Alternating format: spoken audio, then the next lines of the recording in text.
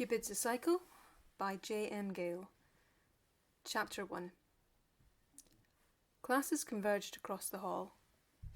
Fully grown in school uniform, the pupils were unaware of moving as one. Neither were they aware of the extent to which they thought as one. After almost 5 years at secondary school, the future beyond was looming. There was a collective wistfulness for a time beyond worry, when the doubters had been proved wrong and success had been achieved.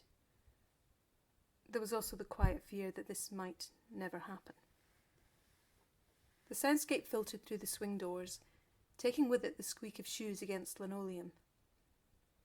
Blithe stood alone at the centre of a long corridor. Slack-jawed and sluggish, she had been the last to emerge. Her narrowed eyes, defined with black powdery eyeliner, watched the vanishing figures as though she knew them too well. She was pleased that she was watching them rather than the other way round. The voices and footsteps continued elsewhere, banging and echoing through the building. Blithe let her school bag slip from one shoulder and swung it round to her front. Her bag was faux leather in dyed patches of primary colour, a little too small for her needs. She fished around at the bottom until she produced a tiny tangerine. Her thin lips tightened. She punctured the skin with an angry jab from her index finger and peeled the skin away to reveal chalky, shrivelled fruit. She sighed, looked up and down the corridor, and made her way to the bin by the stairwell. She passed a window and stopped to lean against its narrow frame, while her brown eyes scanned the grounds below. She watched from the second floor as pupils made their way to the canteen for their morning break. She noticed that a boy in her year, Robbie, had been stopped by a third year. Although Robbie was 2 years older, he was smaller. As he smiled resignedly and pushed past, the boy smacked him across the head. Robbie turned. Blithe extended her arm through the window's narrow opening and lobbed the tangerine as hard as she could. When not taking precise aim, she didn't expect it to hit its target. Her hand was firmly over her mouth as the tangerine bounced off the third year's head. She retreated from the window for a second, ducking her head and grinning with childish glee. She saw no reason to hide and slammed herself right back against the window, laughing loudly. The third year tried to lock eyes with her, but this only made her laugh harder. Gradually she slipped from view, sliding down the glass. Robbie looked up at her with a steady gaze, which her moving eyes met just before she disappeared from sight. He smiled. Robbie was a wholesome-looking boy with olive skin and wavy black hair, whose fading puppy fat made him look about 12. He was almost 17. The following day, he sought Blithe out to say thank you. Her eyes lit up, and although she tried to sound dismissive, her joy was apparent. He had not tried to interact with her before. Until then, she'd seemed always to stare stubbornly through sympathy and inquiry, and, what little she did say, came out in a nasal mutter. For the first time, he heard her voice clearly, without it sounding as though she had a cold. A week later, as she tried to scurry through the school gates, Robbie tapped her casually on the shoulder. She was a little agitated at being stopped on her way home, but he persevered. "Do you want to go out sometime?" Blithe looked around her, hesitated for a beat or two, and simply responded, "Aye, sure." After they had exchanged numbers, she hurried away with a sinking feeling. But this feeling returned days later as she walked, hand in hand with Robbie, to his house after school. The spring in his step tugged at her arm. "Do you think Trump will be president?" he asked at last. She shook her head. "I'm starting to think he might," Robbie continued. "He's the confirmed Republican nominee now." He's the confirmed Republican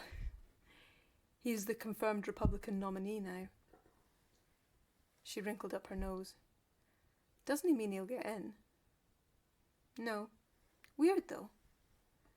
This was familiar and pointless small talk. She sighed. "It'll just be the same shite coming from a pickled ball bag." Robbie grinned. "No, he's worse. He's the Death Star of the pickled ball bags." I'm sure he is. Misogynist too, he added earnestly. But it's probably nothing that I don't hear every day. Oh, okay, but leaders shouldn't come out with the stuff that he comes out with. Misogyny's not that shocking. She looked at him mischievously and smiled. I'm not saying it's okay, I just don't trust politicians. Well, that's fine, but world leaders need to watch what they say. He squeezed her hand. May as well be honest, Blithe said. Well, these days, everyone can tell when you're lying, so you may as well say what you think. But if the stakes were high... See, that's exactly why I don't trust politicians. Robbie smiled. Very clever. Blithe smiled back, but regretted accepting such patronising praise. He led her to his house through the back alley.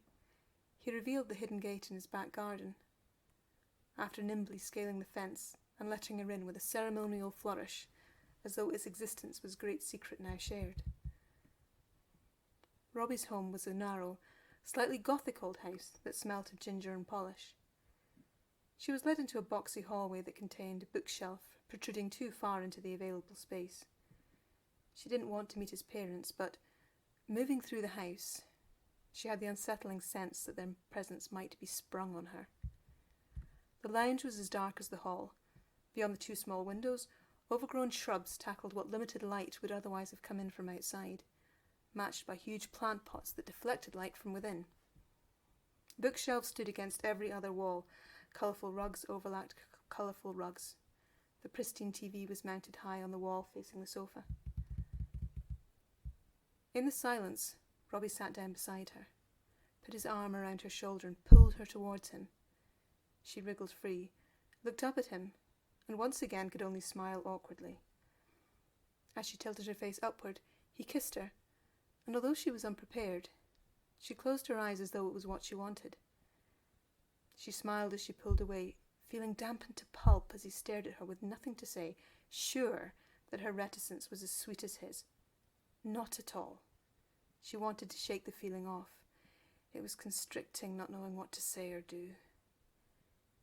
She took a deep breath and looked at him closely.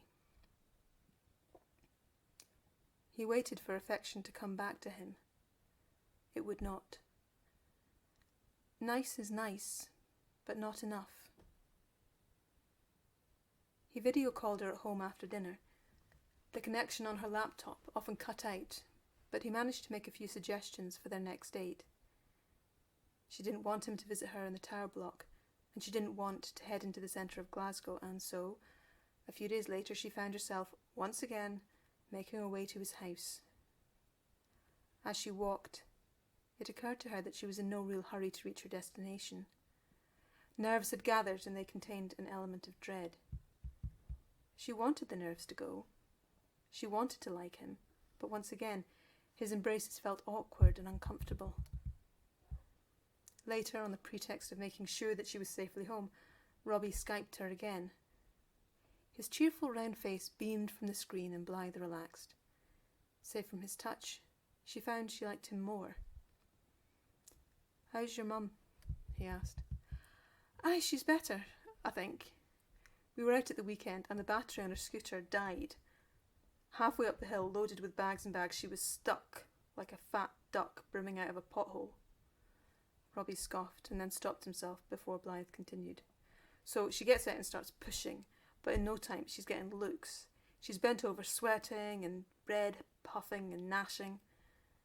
Blithe couldn't resist recreating the noise until Robbie, laughing, stopped her. "That sounds like a big dog humping." "Aye, exactly." I couldn't let her go on making an arse of herself. I took over and I tell you, no wonder she was making that noise. It's fucking heavy. I was vowing to charge up the drive-in through the window of the guy that gave it to her. He's got a new one. The batteries last longer on the new ones. So anyway, my mum was teetering on her wee feet, swaying around like a bowling pin, about to roll down the hill. It took us over an hour to get home. "Bet that was embarrassing," Robbie added. "Aye, well, it is what it is." Robbie was surprised by her stoicism, but not necessarily impressed by it. If she'd been embarrassed, he'd have known how to respond, but laughing at her mum, as she seemed to be inviting him to do, seemed disrespectful. Pity was worse. Meanwhile, Blithe liked the girl she saw on screen. She liked the effect she had on Robbie and the confidence and natural ease with which she had made him laugh. As freeing as the video calls were, they did not make seeing him in the flesh any less awkward. A month later, having never been able to relax in his arms, she dumped him. Robbie hardly shone in the school hierarchy, but he was none the less acceptable as a boyfriend. Blithe, on the other hand, should have counted herself lucky just to have one. She was a surly nothing. Her dark eyes might sometimes divert from the ground, but whatever could be seen through the black hair barrier did not welcome attention, although she had no reason to hide her face. She had expressive dark eyes and a small mouth, often controlling a wry smile, and pearlescent, slightly greasy skin. Her clothes were bobbly and her blacks washed away to grey. Her school slip-ons could barely cushion concrete, and the thin soles frayed like damp cardboard.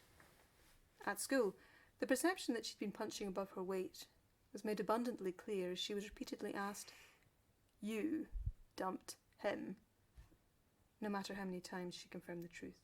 No matter how often she explained that she didn't want to talk about it, her hearers struggled to believe any of it.